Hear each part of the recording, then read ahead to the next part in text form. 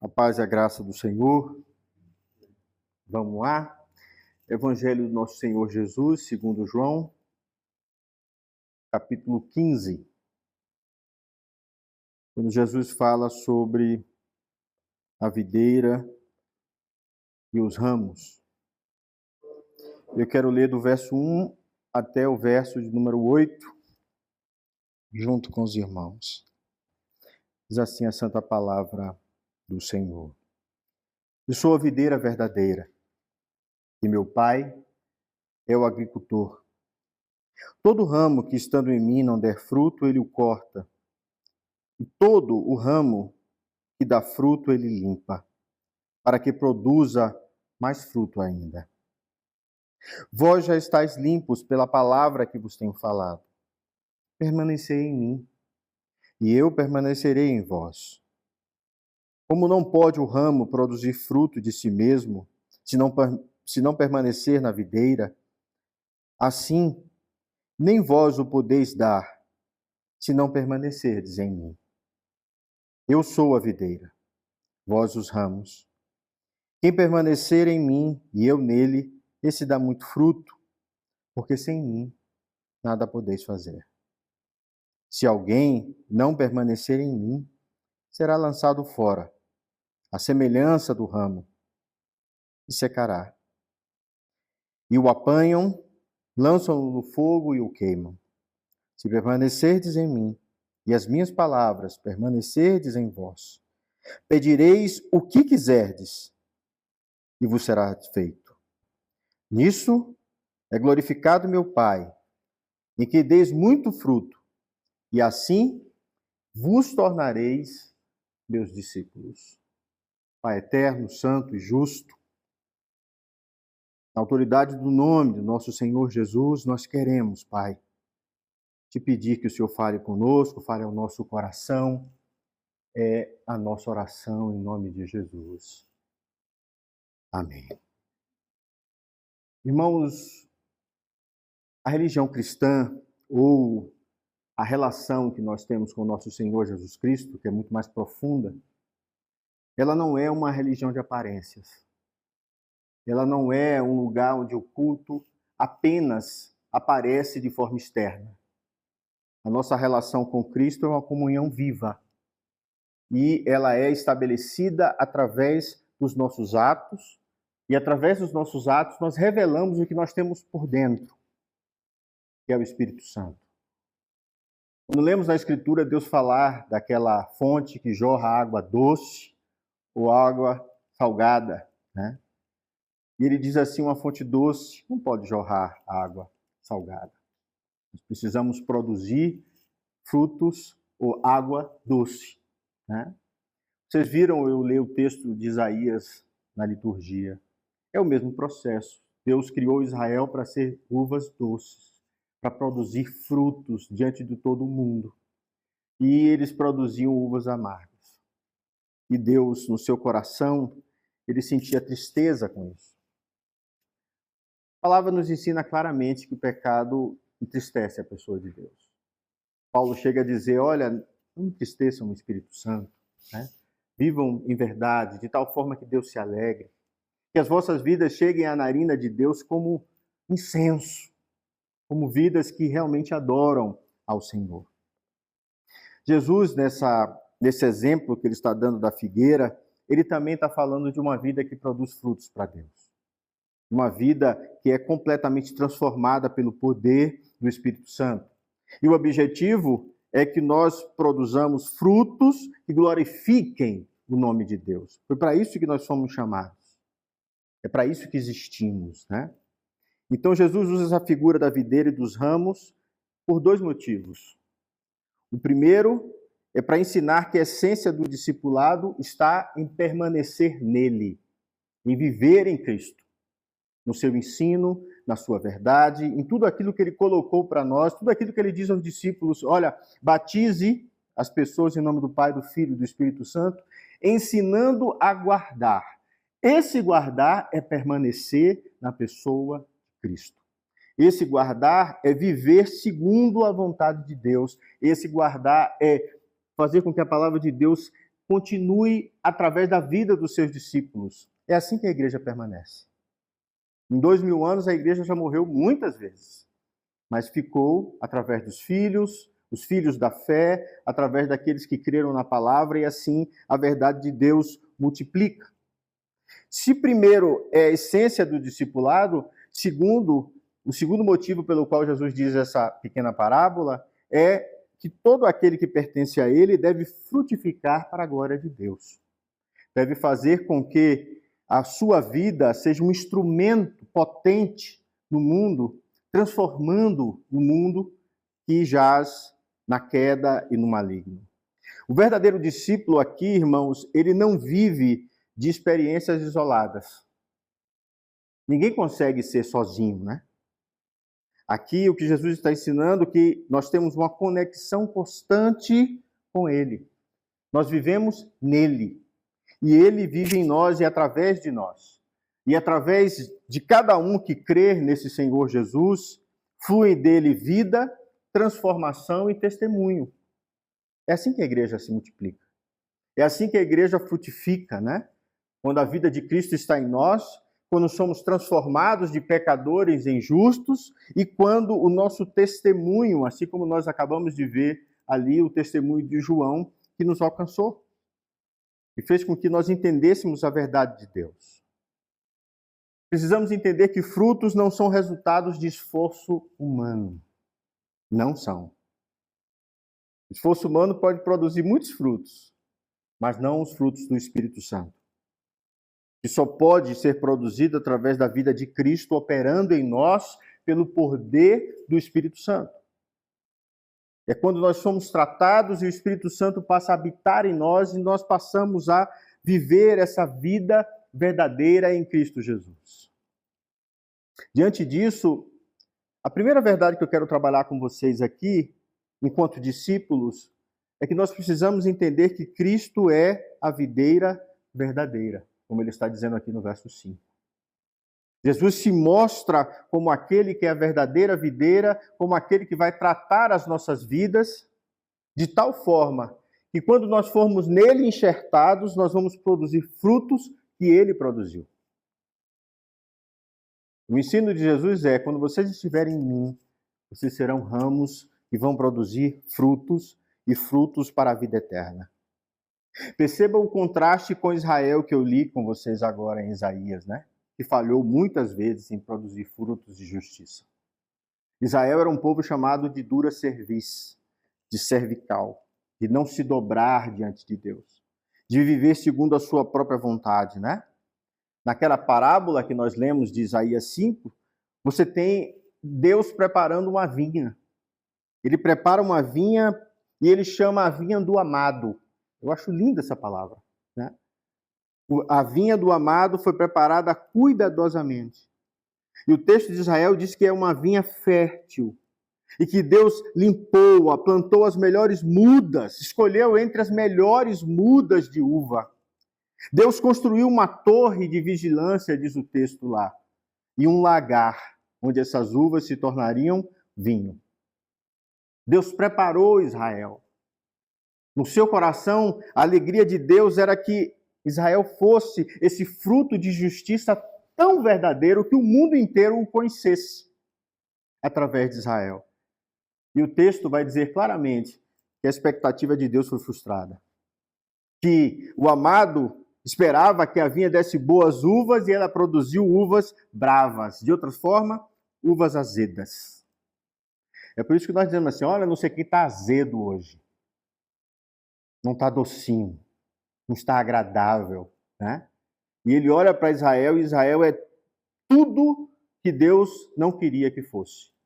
Lá ele vê injustiça, opressão e violência do próprio povo. Aqui, Deus vendo essa relação entre os irmãos que está acontecendo ali em Israel, ele traça um julgamento divino. O texto diz que o vinhateiro convoca o povo de Jerusalém e de Judá para julgar entre eles e a vinha. Entre ele, que criou a vinha, e a própria vinha. Eu acho interessantíssimo isso.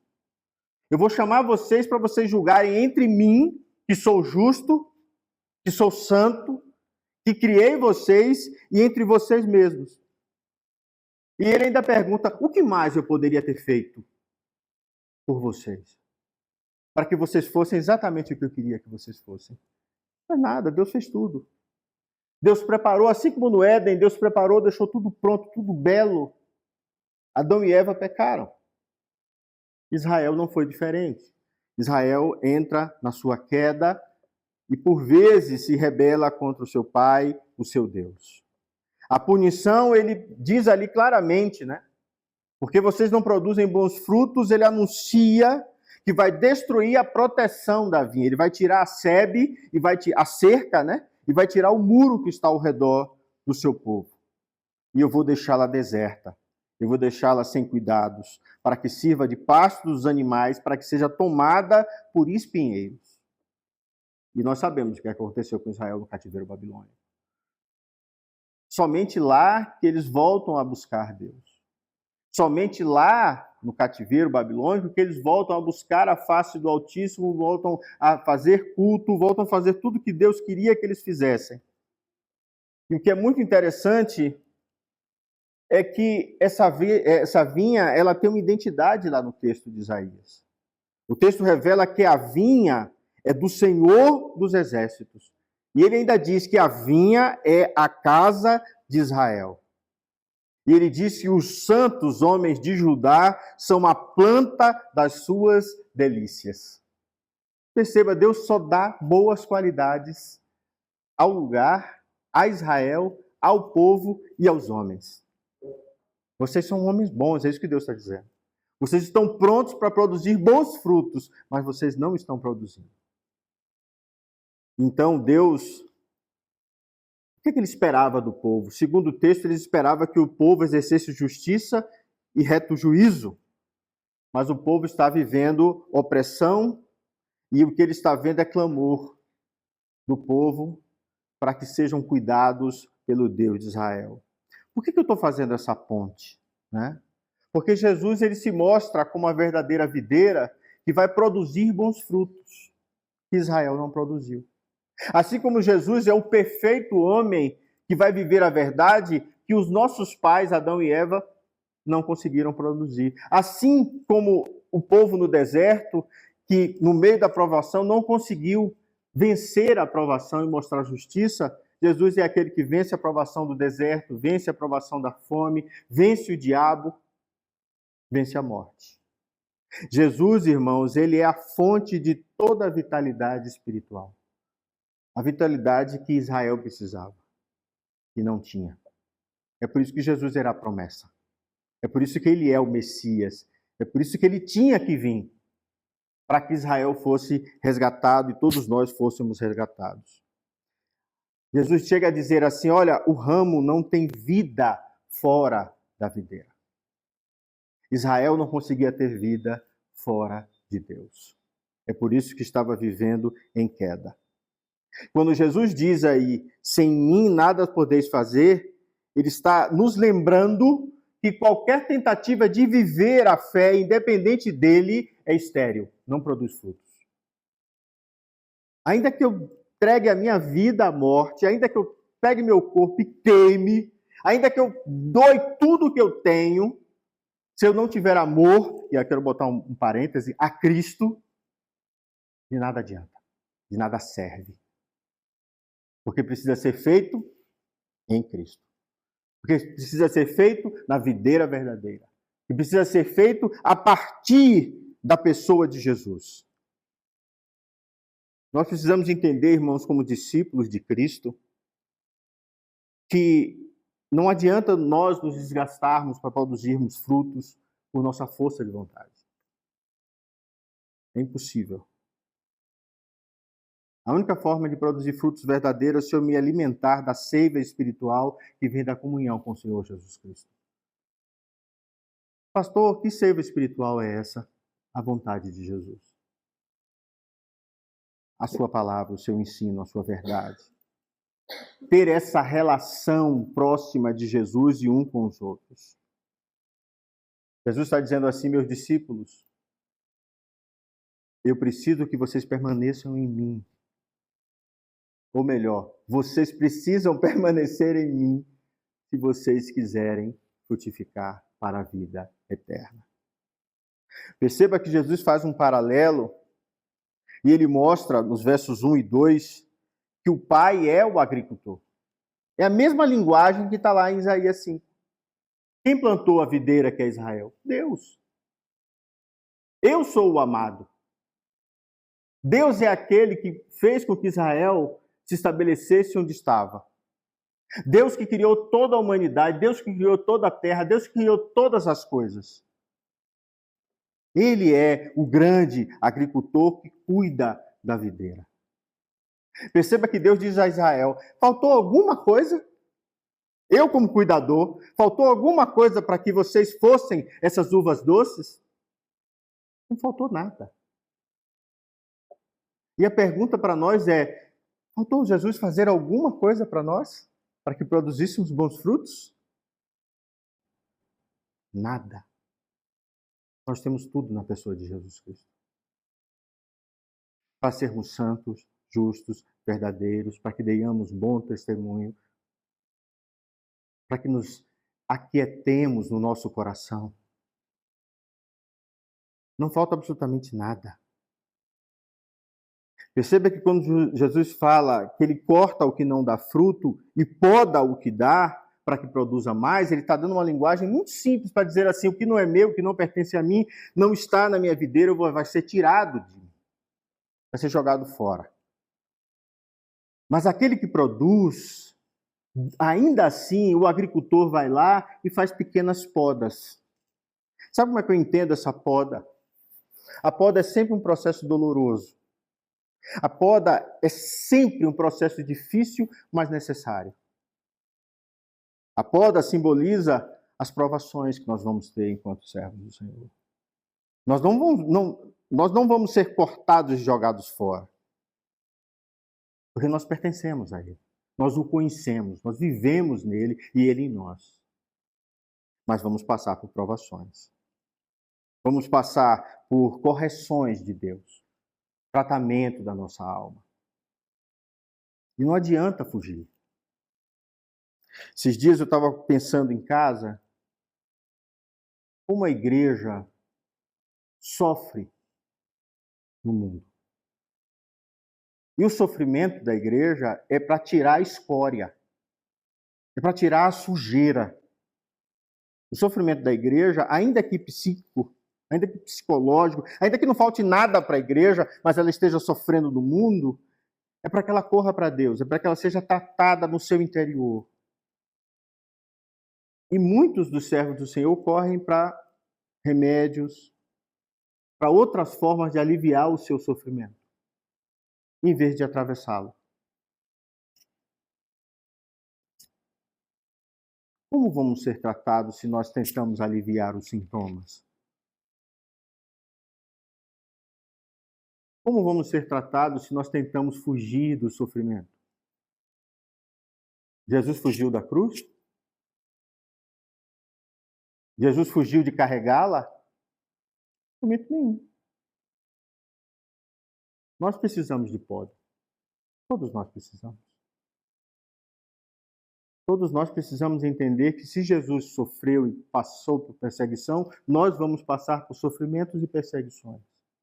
Se o mundo odiou Jesus e foi para ele um lugar inóspito, é também para todos os seus discípulos, e ele está deixando isso claro para eles.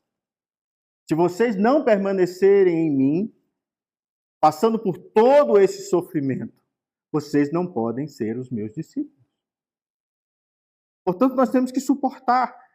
Há aqueles que não suportam, né? Que entram num processo de cama, não se levantam mais. Ainda assim, eu acho que a oração do justo, e como diz a palavra do Senhor, a unção, né, do presbítero e do pastor ainda levanta essas pessoas. Eu creio. Talvez seja necessário que ainda utilize alguma forma, alguma necessidade. Não estou dizendo que não deve tomar remédio, entende? Eu estou dizendo que hoje vivemos num mundo onde todo mundo está sendo medicado. E será que todo mundo precisa? Entende o que eu estou dizendo? A poda faz parte de quem somos. O sofrimento faz parte de quem somos. Isso nos torna mais fortes. Quando você poda uma árvore, ela brota muito mais forte e produz muito mais fruto. Essa é a linguagem que Jesus está dando. Essa é a forma que Deus usa para purificar o nosso caráter, para aumentar o fruto do nosso viver, para que tenhamos uma vida mais deliciosa na presença de Deus.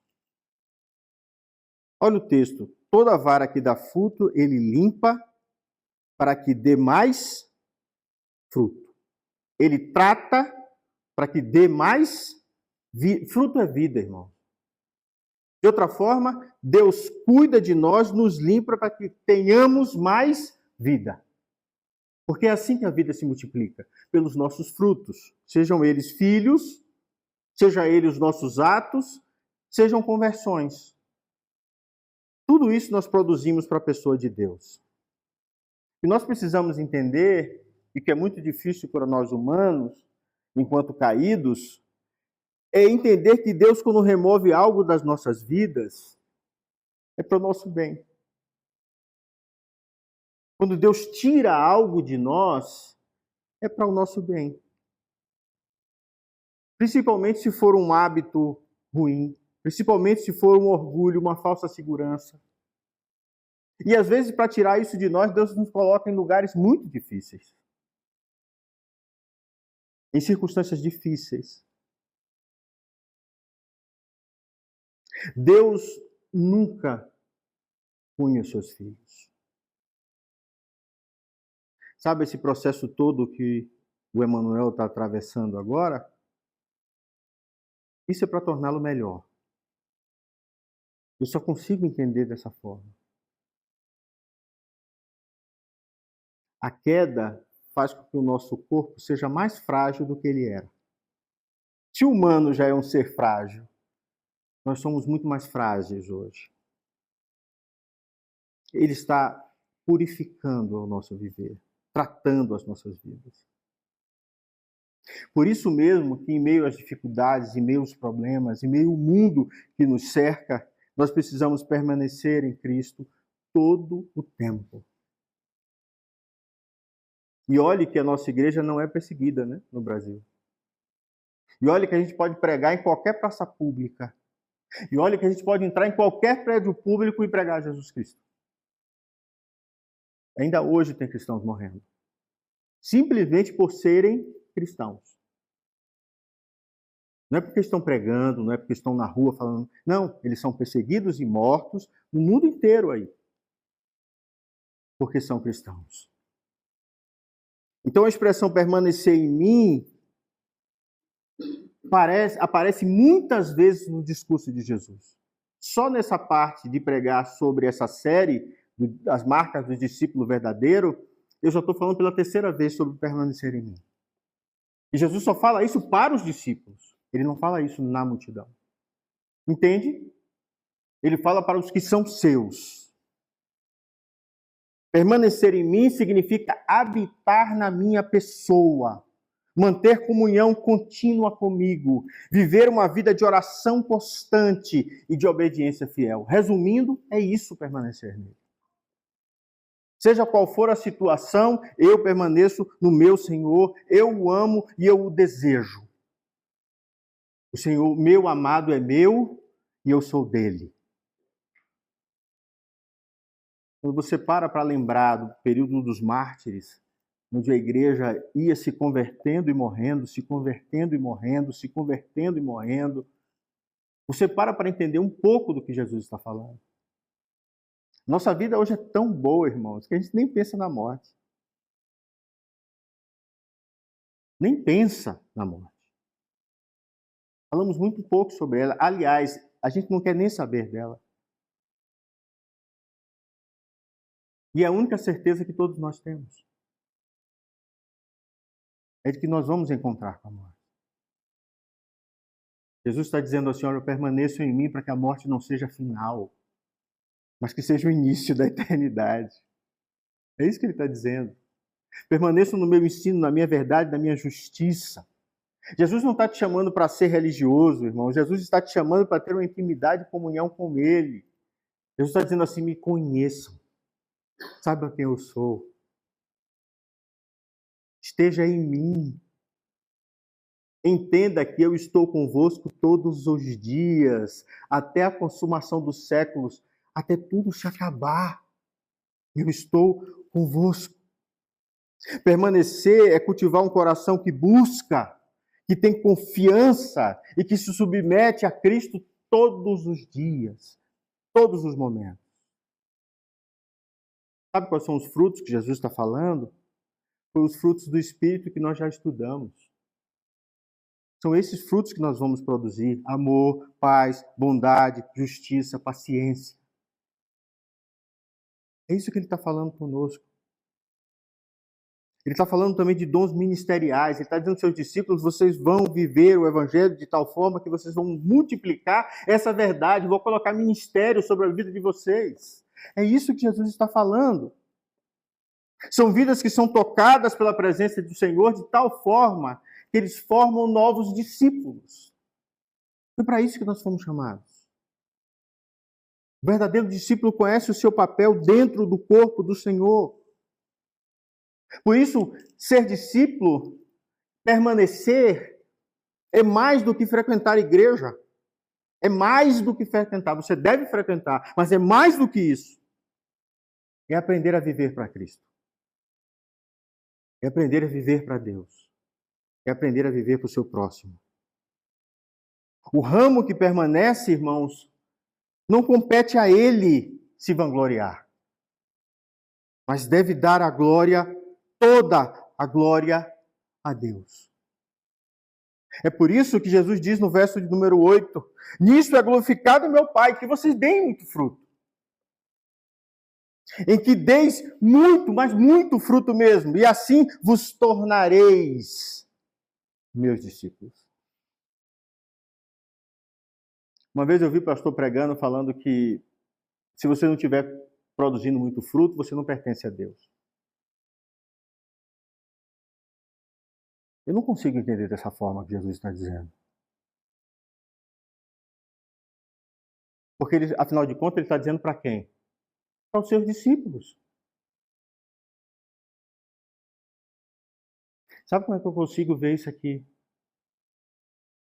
Jesus está dizendo assim, vocês são capazes de produzir muito fruto porque vocês estão em mim. Falando da forma positiva. Vocês são meus e eu sou de vocês. E se vocês continuarem em mim, vocês vão produzir muito, muito, muito, muito fruto. Vocês vão produzir naturalmente. Porque não é assim que toda árvore produz fruto? Naturalmente ela produz. O que eu quero dizer a vocês hoje, irmãos, é que talvez os que não estejam produzindo porque estão numa desconexão espiritual com o seu Senhor. Entende o que eu estou dizendo? Precisamos nos conectar ao nosso Senhor, precisamos buscar a sua face, precisamos orar, precisamos jejuar, precisamos clamar e dizer assim, Senhor, eu preciso ver a sua face.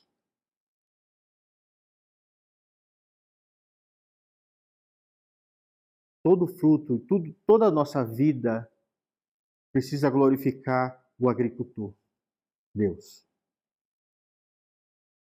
Nisto é glorificado meu Pai, em que deis muito fruto, e assim sereis meus discípulos. Quero encerrar dizendo o seguinte, irmãos. Um cristão ele dá frutos pela sua vida, onde quer que ele esteja. Um servo de Deus até calado, ele é exemplo. Às vezes a gente acha que tem que falar o tempo todo, né? Não, mas um servo de Deus até calado, ele mostra fruto do Espírito, de paciência. Ele é um espelho da graça de Deus em todos os lugares. O rapaz foi lá em casa trocar o gás. Coisa simples. Ele estava suado, disse assim, Vou te dar um copo d'água. Peguei um copo, dei, enchi. Não perguntei se ele queria água. Enchi o copo de água, dei a ele. Ele já comeu? Quer pão? Quer alguma coisa? Aí ele terminou de beber água, botou o copo assim, fez assim. O senhor é crente? Falei, existem muitos crentes. Que tipo de crente? Em Jesus. Sim. Para me oferecer um copo d'água assim, até sem pedir. E aí saiu pela porta e foi embora. No que é simples, sabe? A coisa mais simples do mundo, eu olhar para ele e ver assim, nesse calor, nessa loucura, subir três andares, eu mando o terceiro andar de escada com aquele bujão nas costas. Se eu não der um copo de água a ele, eu sou o maior e mais miserável dos homens. Entende? É no simples, no nada. Você é um espelho da graça divina. E você não busca prestígio. E você não aponta para si mesmo, mas você aponta para o céu. Entende que Deus vê? As pessoas veem Deus em nós. Busque comunhão diária com o Senhor, irmãos. E às vezes é isso que nos falta. É uma correria tão grande a vida. De todo mundo. Estou aposentado, tem um monte de coisa para fazer que eu sei como é a sua vida. Todos nós temos, a vida não para. Mas eu preciso parar. Nós precisamos entender que tem uma hora que eu digo assim, olha, eu preciso parar tudo, peraí, chega, calma, vou me trancar aqui num quarto e eu vou orar. Sabe? Eu vou silenciar a minha alma, porque nós hoje, até quem é aposentado tem 1000 coisas para fazer. A vida não para nunca. Jesus está dizendo assim, pare um pouco comigo, venha se abastecer na videira para você continuar produzindo fruto. Entenda os processos de poda. Os momentos difíceis são processos de poda. É quando a nossa fé, é quando aquilo que cremos é tratado. Permita que Deus toque na sua vida. Não se rebele como Israel. Quando Deus ia lá tocar em Israel, Israel se rebelava. Pelo contrário, curve a sua fronte nos momentos de poda. Produza frutos visíveis. Apesar do cristianismo não ser, eu comecei dizendo isso, uma religião de aparências, ela é uma religião intrínseca, ou seja, é dentro de nós que Cristo habita, mas é através dos meus atos que ele se mostra.